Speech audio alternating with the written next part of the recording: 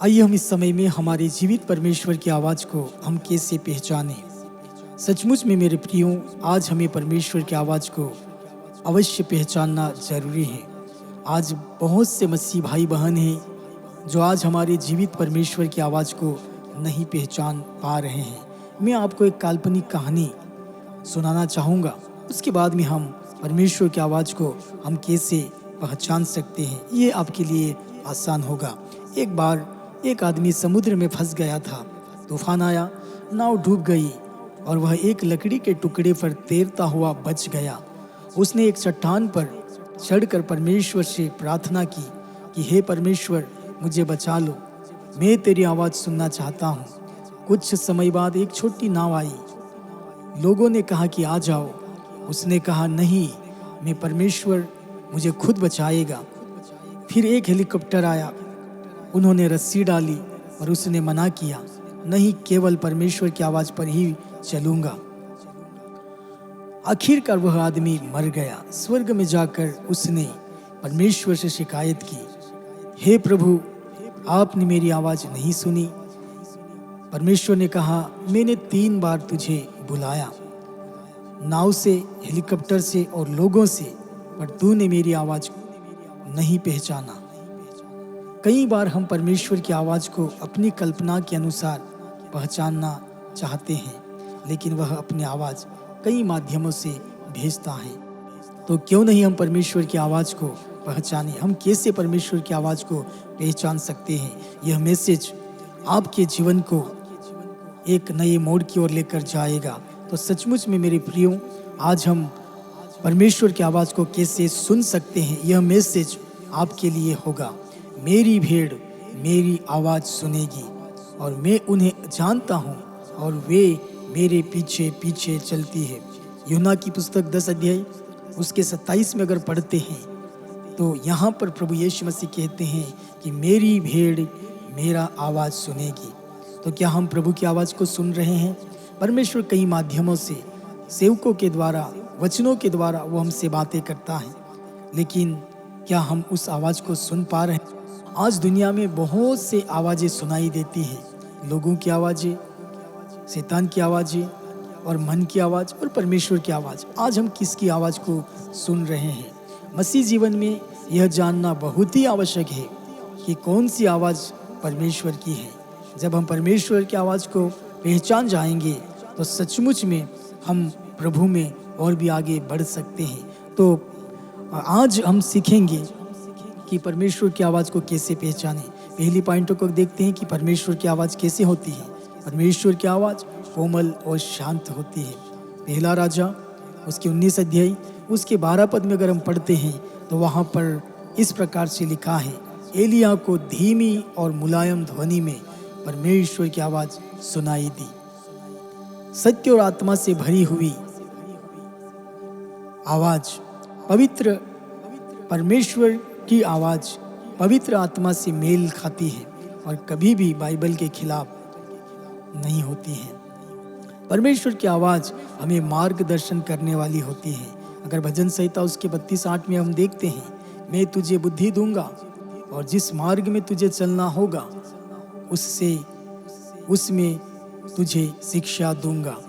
तो सचमुच में मेरे प्रियो, हमें परमेश्वर की आवाज़ को पहचानना बहुत ही अनिवार्य है। परमेश्वर की आवाज़ कोमल होती है और परमेश्वर की आवाज़ सत्य और आत्मा से भरी हुई होती है और परमेश्वर की आवाज़ हमें मार्गदर्शन देने वाली होती है। दूसरे पॉइंट की ओर हम बढ़ते हैं, हमें परमेश्वर की आवाज़ क्यों पहचानना चाहिए। हर एक मसीह प्रिय भाइयों को परमेश्वर की आवाज़ को पहचानना बहुत ही ज़रूरी है। हम परमेश्वर की आवाज़ को इसलिए हमें पहचानना है कि हम सही निर्णय ले सकें, हम सही दिशा की ओर दौड़ सकें।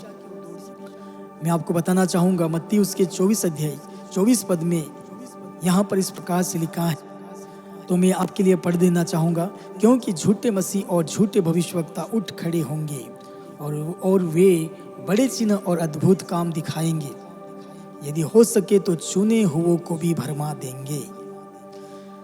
तो मेरे मसीही भाई बहनों के लिए मैं कुछ बात कहना चाहूँगा कि हमें सही निर्णय लेने के लिए परमेश्वर की आवाज़ को पहचानना चाहिए। देखो संसार में, दुनिया में बहुत सारे अलग अलग आज भविष्यवक्ता उठ खड़े हुए हैं। आज अलग अलग पास्टर्स प्रभु की सेवकाई कर तो रहे हैं। हमें सेवकाई करना है, हमें सेवकाई में और भी बढ़ना है और लोगों को सुसमाचार सुनाना है। लेकिन हमें एक बात ध्यान रखना है, हमें परमेश्वर की आवाज़ को क्यों पहचानना चाहिए? हम सही दिशा की ओर हम जा सके, हम सही फैसला कर सके। क्योंकि दुनिया में बहुत से झूठे भविष्यवक्ता आ चुके हैं, वे चुने हुओं को भी भरमा सकते हैं। आज अगर कई पासवान कलीसिया को तोड़कर वे अपनी कलीसिया बनाते हैं, क्या ये सही पास्टर हैं? क्या सही भविष्यवक्ता हैं? कुछ ऐसे भी भविष्यवक्ता हैं जहाँ पर भविष्यवाणी नहीं होती है, चंगाई के काम नहीं होते हैं, छुटकारे के काम नहीं होते हैं। तो कुछ भविष्यवक्ता जाते हैं, उनके बारे में भविष्यवाणी करते हैं, उसके बाद में उस कलीसिया में वही लोग प्रार्थना शुरू करते हैं। क्या ये सही है? ये गलत है। तो हमें जानना है कि कैसे झूठे भविष्यवक्ता, झूठे पास्टर्स कलीसिया में घुस चुके हैं। ऐसे आने वाले दिनों में होगा। इस प्रकार से हम यहाँ पर देख, तो आइए हम आगे और एक पॉइंट की ओर हम दौड़ते हैं, आगे देखते हैं। तीसरा पॉइंट है, कैसे पहचाने कि यह आवाज़ परमेश्वर की है। कैसे पहचाने? हमें वचन को पढ़ना है, मनन करना है। अगर दूसरा तीमुथियुस उसके 3:16 में लिखा है, संपूर्ण पवित्र शास्त्र परमेश्वर की प्रेरणा से रचा गया है और उपदेश, समझाने, सुधारने और धार्मिकता की शिक्षा के लिए लाभदायक है। यह वचन हमारे लिए बहुत ही उपयोगी है। अगर हम वचन को हम पढ़ेंगे, पहचान सकते हैं कि यह आवाज़ परमेश्वर की है। हम पास्टर को हम पहचान सकते हैं वचन के द्वारा। जब हम हमारे जीवन में अगर वचन होगा तो हम भविष्यवक्ता को पहचानेंगे और पास्टर लोगों को भी हम पहचान सकते हैं। यह वचन हमारे लिए बहुत ही उपयोगी होता है। जो आवाज़ बाइबल के विरुद्ध में है वह परमेश्वर की नहीं हो सकती है। बहुत सारे पास्टर अलग अलग शिक्षाएं दे रहे हैं, यूट्यूब के ऊपर, फेसबुक के ऊपर, अलग अलग सोशल मीडिया के यहाँ से चिल्ला चिल्ला कर कह रहे हैं कि हम खरी शिक्षा देने वाले हैं, हमारे यहाँ बहुत ही खरी शिक्षा चल रही है। लेकिन हमें पहचानना है। दूसरा तीमुथियुस 3:16 जरूर आप लोग याद रखिए। इस वचन को हमें ध्यान रखना है। जितना ज़्यादा हम परमेश्वर के वचन के ऊपर मनन करेंगे, वचन हमारे जीवन को बदलेगा और हम पहचान जाएंगे कि यह आवाज़ कहाँ से।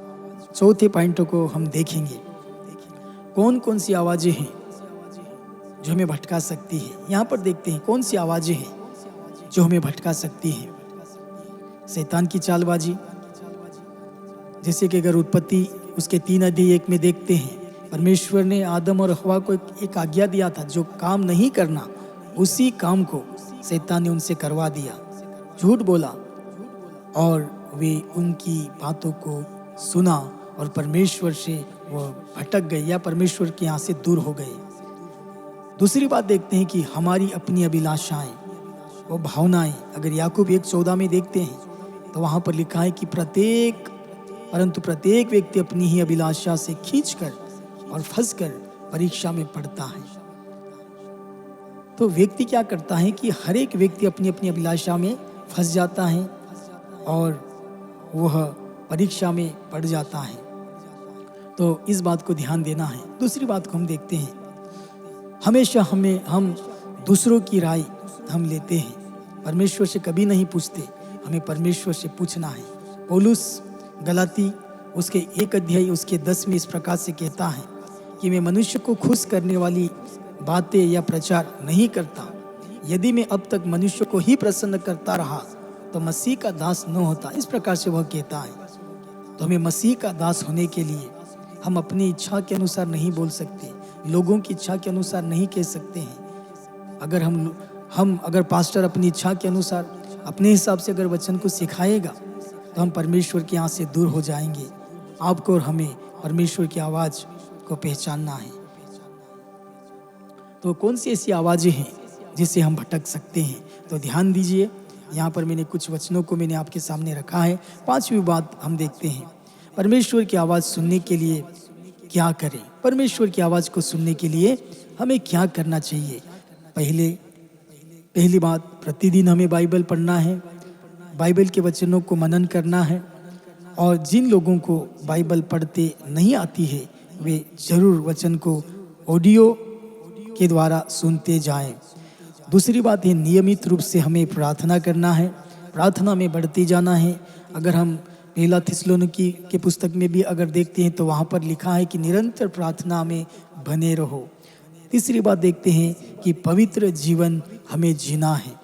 जैसे यीशु ने कहा कि जैसा तुम्हारा बुलाने वाला पवित्र है वैसे ही तुम भी पवित्र चाल चलो, अपने सारे चाल चलन में पवित्र बनो। इस प्रकार से प्रभु यीशु मसीह कहते हैं।